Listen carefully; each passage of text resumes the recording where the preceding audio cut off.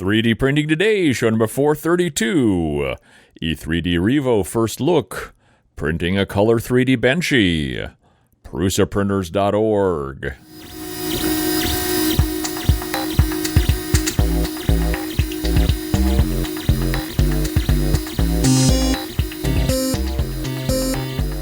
Welcome back to 3D Printing Today, the podcast about all aspects of 3D printing.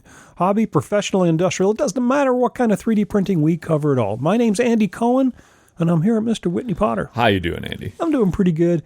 So I got an email this morning from E3D talking about what they're going to be doing in memory of Sanjay Mortimer. And I thought I'd like to announce that here because there's still time to check it out.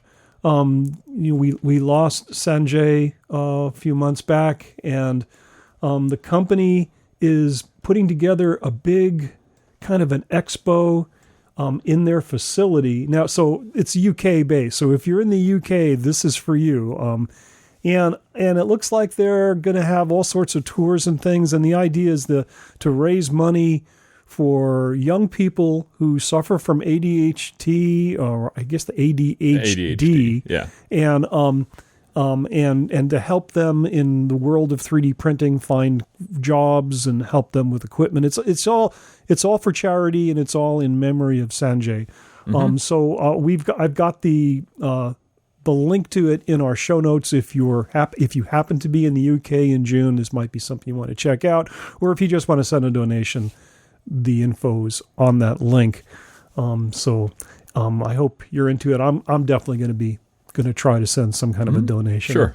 Sanjay was an extremely important luminary in our community, and he was a principal at E3D, and he actually was kind of like a figurehead, and he was very approachable and friendly and easy to talk to, and he helped drive where we are today. If it weren't for him, there's a lot of things that we currently have and are moving towards that we probably wouldn't be moving as quickly towards. So in memory of Sanjay, you might want to check this stuff out. In the meantime, what do we have in our show this week, Whitney? We actually start out talking about the E3D Revo. Oh, boy. And then we're going to be printing a color 3D Benchy. And then we're going to have a look at PrusaPrinters.org, which is now called Printables. Printables. Right? I'm surprised they don't call it the original Joseph Prusa Printables, frankly. There you go. You notice how everything is now the original Prusa printer?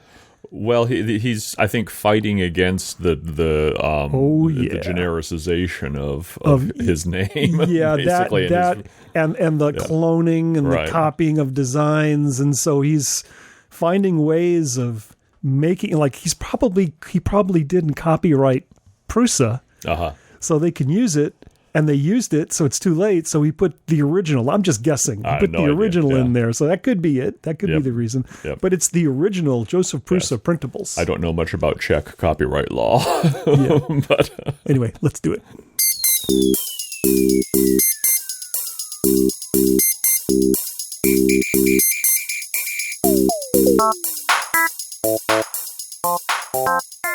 So did you see the new E3D Revo? I did, yeah. It's an interesting idea. I mean, we've seen a lot of this sort of thing before from other manufacturers. Yeah, we have seen other people attempt to do certain elements of this design. But let's talk about the two primary things about it, the biggies. The first one is a combination of what they call either the heat break or thermal tube. That's the tube that runs through the cold area of your hot end into your melt zone where the heater is. And combining that tube with the nozzle. There's some assumption there, I think, that that's going to optimize your overall extruder system by having that as one part. And in addition to that, the way they've designed it, that is the diameter of the threaded element and the shape of the hot end itself, makes it, at least they say, easier to remove by hand. That is, you can unscrew it by hand. Of course, they neglect to mention that you've got plastic that's melted into those areas, which means you really can't do anything with this hot end until it's heated up. Right. And then you can unscrew it, which means you'd kind of dependent upon that silicone disc that covers up the hexagonal pattern. Yeah. So it's really not a hand removable nozzle as I believe they're saying it is, or people are assuming it is. It is not, and no nozzle will really be that way. It has to be the entire heat break cooling subsystem that would be removable, such as what MakerBot did and what Ultimaker did, and that's pretty expensive. Those subsystems are so expensive that I would say that if you're doing that as a hobby, you probably drive a very expensive car. You've got a lot of money and you don't care. But if you're like most of the 3D printing hobbyists out there, you're not that rich. You're not going to go that way. Now let's go back and look at the heat break and the nozzle again. There's another aspect to it that I would critique. It says it tells me you're ignoring your market and what those of us who use these parts do with them. And that's the nozzle and the heat break the heat break is something that you rarely change. Right. You're only going to upgrade it. You're never going to, it's not a consumable. It's not a consumable where the nozzle is. So you've ignored function and coupled two parts into one that do completely different functions. And that's not a good design. Yeah. In my opinion. Well, essentially you're condemning yourself to, instead of a 25-cent replaceable nozzle, a $25 replaceable at least nozzle. Probably more than that. Well, that's what Philistruder is selling them in so this is the American distributor is selling them for $25. Okay. So. Well, actually $25 is really not that bad, considering we were paying like almost $40 when MakerBot with the Rep 2. But today you can buy nozzles. I'm saying not all of them are good, right? But if you find them, you can find good nozzles for $10, $20. Yeah. But you should assume that these parts are expendable. Yep. Okay, so that's the nozzle heat break. The other big thing about the Revo design is the coupling into one part of the heating element and the sensor that maintains your specified heat. They put them all into this ring-like part that attaches to the heat sink body with a spring, and that spring is meant to hold it in place when you remove the heat break and the nozzle. And again, those are two parts that have different replacement statistics. Sure. The thermocouple or thermistor, that sensor, unless I break it, I've never had to replace it. Oh, I've had to replace quite a few of those, but usually because of physical damage to them because they're so small. Because they're small, or because you've broken the cables somehow and mucking with it. Whereas the heaters go out. You should expect heaters to go out. On the tool changer, I've got 4 heaters in my extruders, and I've had to replace 3 of them simply because I've worn them out. Remember, they're sitting there hot even when I'm not printing with them. Right. So heaters, just like with the previous part, they're ignoring function and coupling two completely different components. And what's the value in any of that? Well, there's only one value I can see, and it's not user value. It's the seller value to the supplier. It's making a proprietary design. Sure. Well, it does have that is definitely the downside of it, is that it is a proprietary design, and if you want to replace parts, you have to replace parts from them. Right. On the other hand, if it functions very well, it might be worthwhile because the replacement parts are not that expensive. They're much more expensive than sort of the generic, Mark 7, Mark 8 parts that we're used to. Right. But they're nowhere near as expensive as some other sort of fully engineered hot end systems like I shudder to think of what it costs to replace the print head on a MakerBot, the newer ones that have those separate things. Now there are tuber reviews out there, and there's one tuber review by a guy whose first name is Thomas, who I have to respect. His reviews are good. I know this guy's good. Thomas Slenderer, I don't know, whatever. He should just change his name to something like, 3D printing doctor, something like that. Anyway, his review was an interesting review, and he looked at its performance, and in his opinion, and I could see it, I can understand his opinion, he sees it working adequately, does a good job, but it is not a high speed performer. I mean, you can't, it's not has, in his words, he says it's not the V7. Right. It doesn't evolve from the highly successful V6 that we saw coming out of E3D. Right. And I think that's an important point. Yeah. And it doesn't take it to the next step that the Volcano did. Right. So it seems like its only real value is to E3D selling proprietary parts. Well, yeah, that could be, and if it doesn't really take off as a popular design, then the Chinese probably won't bother to knock it off. That's a good point. The tooling costs on this would be substantial. Yeah, so. well, I guess we'll see.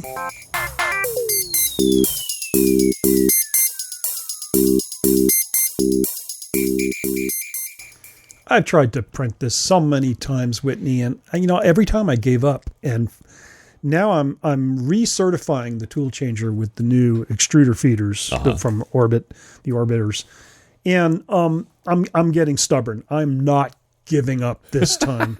I am not giving up. I am going to print that thing.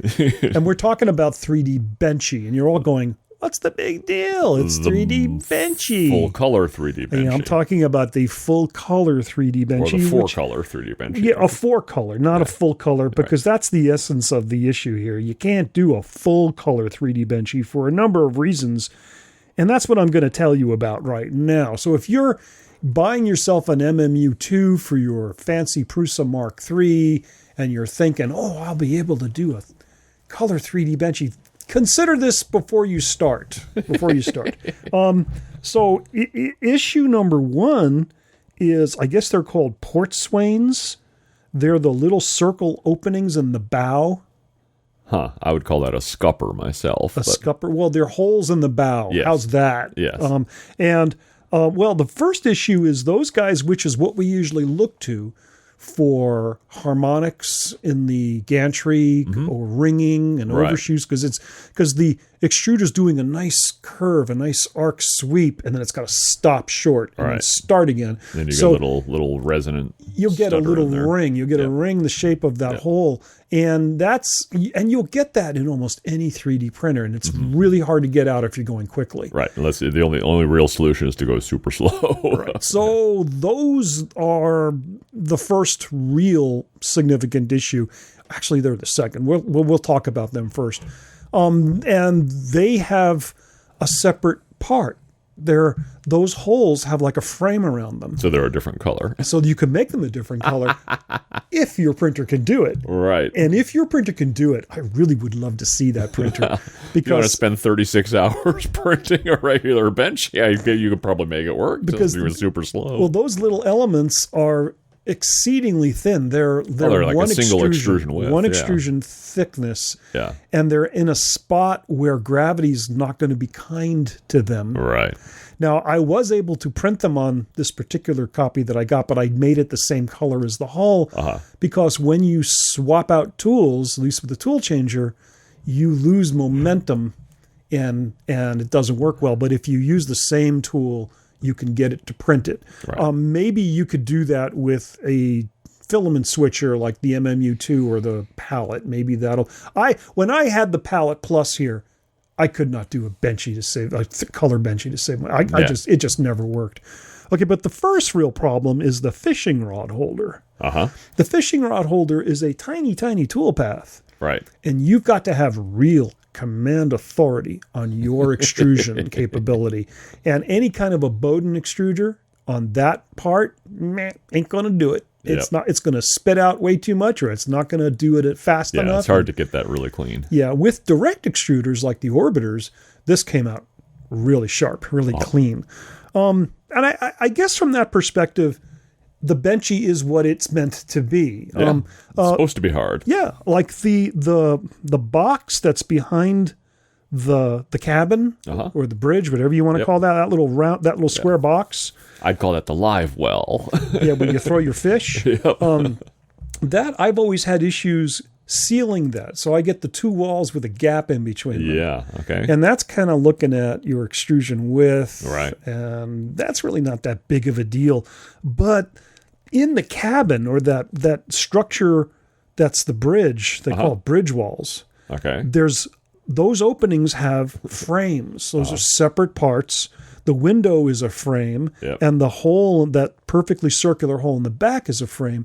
And those frames are just like those little holes in the bow, super thin and really hard to print with a tool changer. Right. Maybe with a filament switcher where you're not necessarily going away, but you are going away with a filament switcher, because you've got to prime the old color out, or purge the old color out and prime the new color in. You're going to have the same problems. It doesn't really matter. It's still going to be challenging. Yeah.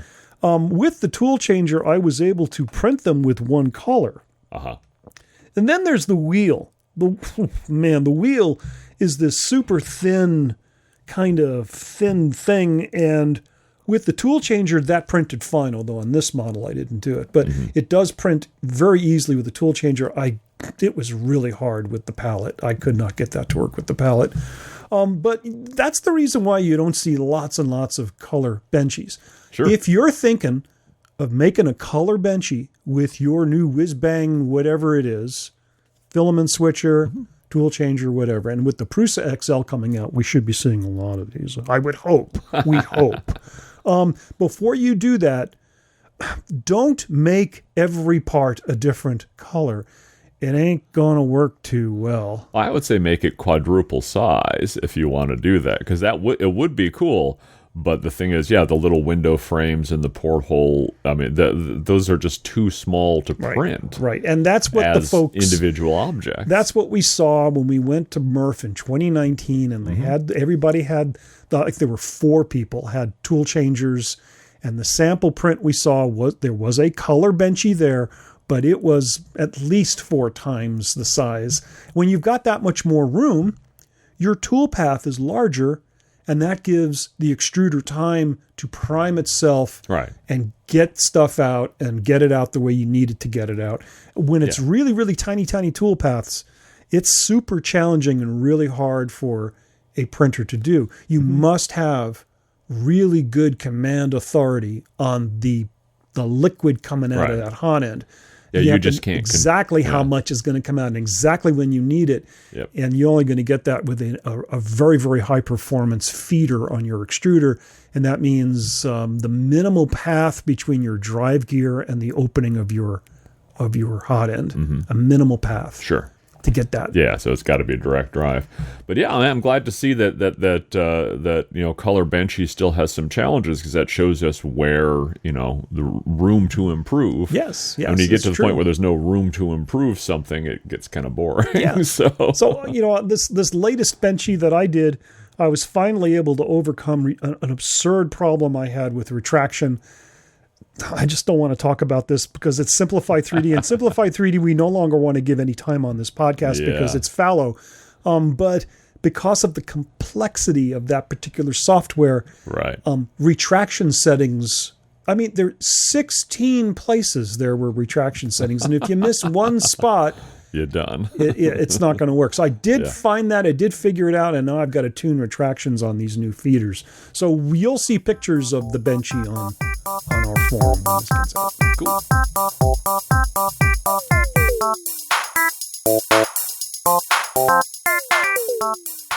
So many issues with Thingiverse. It's beyond our patience at this point. I think a lot of us out there have lost patience with a couple of the the things out there besides Thingiverse, like Simplify 3D is another thing everybody's lost patience with. But Thingiverse was the community. And Thingiverse, to remind us all, Thingiverse was put up by Brie Pettis at MakerBot. In fact, Thingiverse predates the MakerBots. Thingiverse had objects up there that were laser cut. And so Thingiverse was before we had working 3D printers from MakerBot. There were probably Mendel's out there. But if you go to the earliest posted things, you'll see mostly laser cut stuff, and you'll see stuff that was actually posted by B. Predis himself. Thingiverse kind of grew from a tiny thing into what it is today, which is basically a big mess. There are so many things on Thingiverse, and there's no rhyme or reason. There's no management of it. There's no administration of it that we could see. Yeah. There's issues with the method of unzipping, the way they do their unzipping, which is broken, so that a lot of the objects up there, if you say download, you can't download the whole archive. You have to download the individual pieces, which can be real tedious. Yeah. There's a lot of things you can work around most of them, but it's what bothers me is that it's just this sort of golden, opportunity. I mean, you're not going to make a huge amount of money off of it, but it is sort of, kind of the center of the 3D printing world, and yet they're spending absolutely nothing on it seems. A couple of years back, and we had this on our show, I had a face-to-face with the guy who's now the head of MakerBot, and I had it on the microphone, and I said, dude, you realize Thingiverse as a revenue engine in and of itself for ads can overtake what you're making by selling the MakerBots. And the guy said to me that he understood that, he agreed with me, and they're going to be working real hard at working on Thingiverse. Well, what they were really talking about was coupling Thingiverse even tighter to their crappy 3D printers that are of no value at all, which was useless. He didn't get the message at all. Heck, you could throw your 3D printers away and just do Thingiverse, and you'll make money. You'll have something. They just didn't see that. Well, because it's so much bigger than MakerBot. I mean, the people who are posting to Thingiverse, the percentage of them that actually use MakerBot printers is infinitesimal. I mean, and that explains why they don't care about Thingiverse any longer, because they can't think beyond their own business. That's really too bad. It's sad. It's sad. They'll probably do better if they just sold it. They should. They should sell it to somebody who actually wants to run it as a business, right? Because you've got so much traffic there, so many eyeballs, and it's just But I mean, we're starting to drift away because because they're not taking care of it. It's ceasing to become a very useful place. So a similar approach is being taken by Prusa Research, Joseph Prusa's company. So instead of Brie Pettis, now we have Joseph Prusa, and Joseph's company is building its own database of things. And to get there, you go to prusaprinters.org, which is a different website from Prusa Research. And it's fledgling. It's only got 84,000 objects on it. However, it's way more curated, and you could see it's administered and taken care of. It's not just put up there and ignored by the people that run it. And it's got some good categories, and there's usually photographs that shows that the object has actually been printed. Yeah, it looks like their site doesn't generate a 3D model the way Thingiverse does, and there's a few things up there that I've seen that have a 3D model that appears to have been scraped from Thingiverse. But other than that, some people create renderings and upload them, but you have to do that manually, so you don't have the whole bunch of just blue default models that the blue generated. You got no idea if anybody cared enough about this to actually even print one. So one of the things about it that is interesting is that it shows you a generated info about each part, but it doesn't, like for example, total time, and it says 0. So obviously that didn't work. So I guess the user, when they upload, has to enter these data to get those objects to tell you that information. And if the user uploads and doesn't put that information in, and it doesn't fill. Yeah, that kind of makes sense. But that's kind of like on Thingiverse. But other than that, there's just the description and some tags and the license information. And that's about it. Lots of pictures of your objects, and you can download them. So let's do a test download on this one object. Let's see what happens.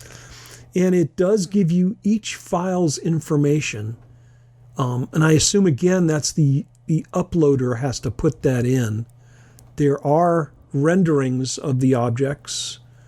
So, this may be Thingiverse's replacement, but it'll never be the same amount of stuff. I don't think anybody's going to get the same amount of stuff. It would be very hard to catch up, but I don't know if that's even really a goal, because as we've said so many times, the vast majority of the things on Thingiverse are not useful. Yeah. So yeah, but this website, just like Thingiverse, was built primarily as, hey, here's the stuff that you can print on our printers.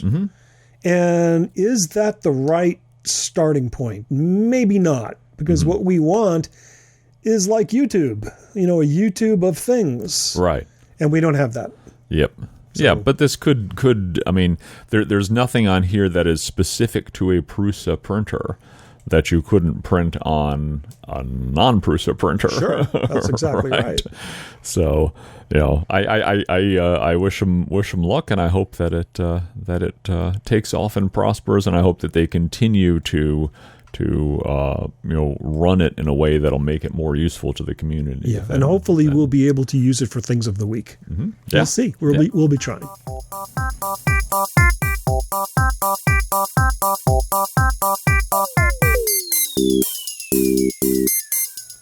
Oh boy, Whitney, another show written to the hard drive, waiting for encoding, uploading, and commitment on our feed to all of our very supportive listeners. Thank you all out there for your support on Patreon. Thank you for your positive reviews, wherever those can be made. And hey, thanks for listening. We do it for you. We do it for fun. No advertisements. We try not to sell anything on this show. Just having fun with 3D printing, I guess. So speaking of having fun with 3D printing, I've got a really cool thing of the week. Now, this was a solution to a problem that I've always had. I like to use on my plastic drilling when I'm like drilling out holes to clean them or changing sizes. I have drill bits that have hex mounts. Okay. And therefore tools like, battery operated drills, low speed drills. But it's a bit of a pain to just grab the bit, and now you have to go get the tool just to do a little bit of deburring on a hole, or increase the size of a hole a touch. You should be able to do that by hand.